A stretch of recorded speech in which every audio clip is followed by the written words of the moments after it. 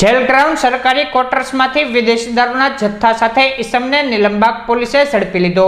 Nilambag police મથકનો staff પેટ્રોલિંગમાં હતો તે વેળે બાતમી મળી હતી કે જેલ ગ્રાઉન્ડ પાસે આવેલ સરકારી ક્વાર્ટર્સમાં રહેતા સંજયભાઈ રાવતભાઈ ચાવડા તેમના રહેણાંકમાં વિદેશી દારૂ રાખી વેચાણ કરે છે।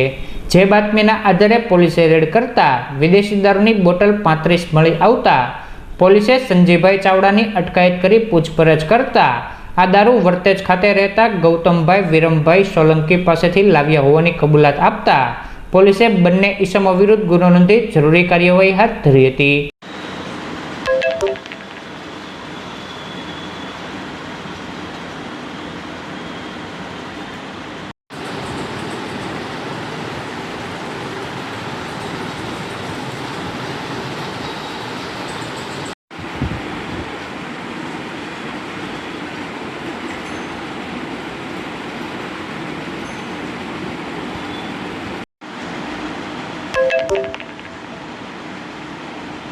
tiene que pasar aquí, ya.